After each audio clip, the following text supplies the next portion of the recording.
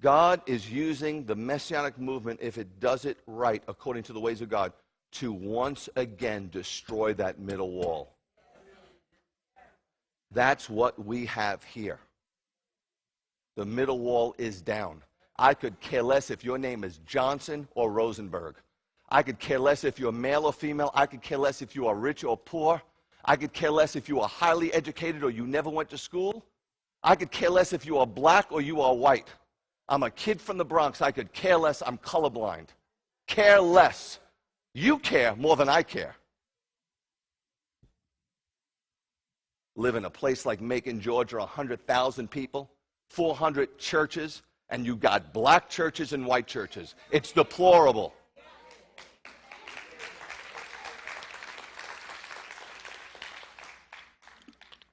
You don't have black believers and white believers. You got believers.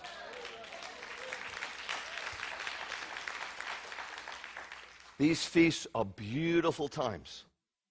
The bottom line is, they're festivals. Festivals are what? Festive.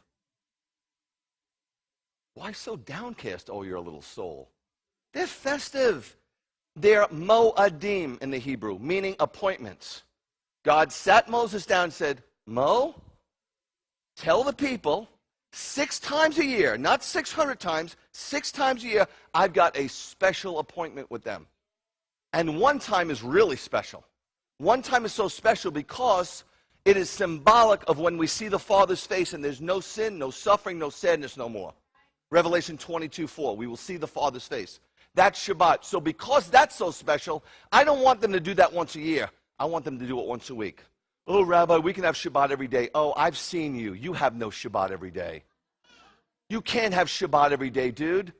Wake up and smell the coffee. Yeah, if you're not married, if you have no kids, if somebody left you a fortune, you have no medical issues, and you could care less about anybody else because you're totally selfish, yeah, you can have Shabbat every day. Big deal. You think you're doing something? Oh, Rabbi, I've got peace of the Lord. Yeah, you've got no wife, you got no kids, you got no issues, you got no health issues, sure. You know what you are? You're living in your own private Idaho. But if you're a real believer and you're worried about people, you ain't going to have peace every day.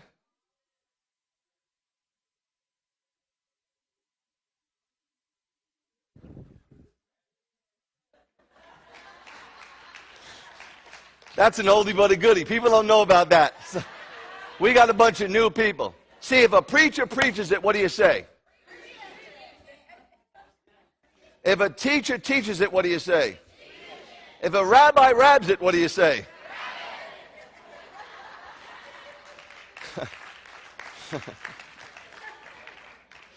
You guys are doing all right. Moedim, though, a lot of Hebrew words have root words, and sometimes you got to get to the root if you want to understand the fruit. The root word from Moedim is ya'ad, ya'ad, and it's a beautiful word. It means to summon and gather and to betroth. What is God doing with these Moedim? He's calling you closer and teaching you about betrothal and intimacy and falling in love with him. They're beautiful times, man. It is so sad. I meet whole denominations. We don't do instruments. We don't play instruments. But you guys, you celebrate the feast? That's legalism. Man, you know how many denominations are so putridly legalistic? Putting on their little church face one day a week, and behind closed doors, it's deplorable. Don't tell me about, I know about legalism all too well. I know a lot of people legalistic that go to church. I know legalistic people that go on the mission field. I know legalistic people that are in youth ministry. I know legalistic people that go to nursing homes. I know legalistic people that tithe.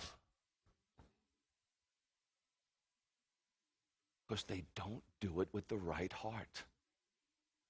Yeshua said, one day, me and my daddy are going to have worshipers that worship me in spirit and in truth. Not just spirit. You can't go, oh, well, you know, my heart's in the right place. Yeah, the road to hell is paved with good intentions. And Jeremiah says the heart is deceitful above all things. Don't tell me about your heart. I know about mine. You know about yours? And then there's some people, they have the truth. We have the feast. We have Shabbat. We're as miserable as the day is long, but we got it. He wants both.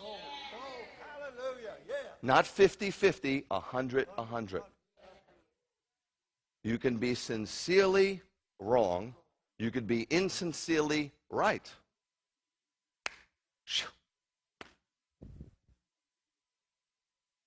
Feasts, guys, feasts. God's feasts. You call them legalistic, you're calling God legalistic. You guys go to more parties. Listen, I know some of you. You got every excuse for a party.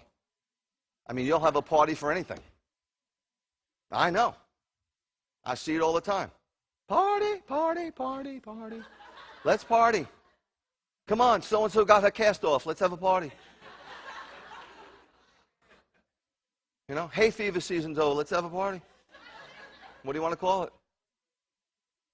I mean, the church has made up all kinds of holidays. She's got her own holidays.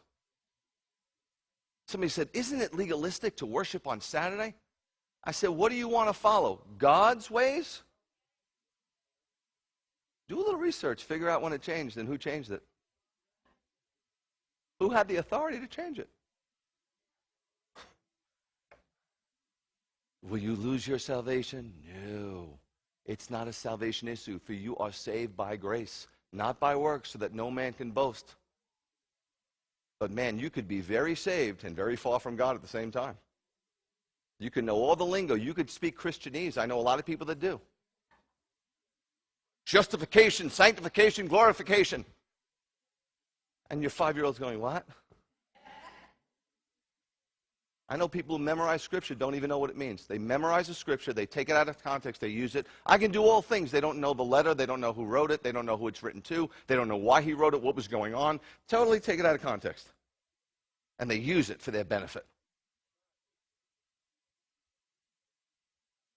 You know what that's like. You know what that's like? That's like me putting the arrow in the wall, then painting my target around it and going, bullseye.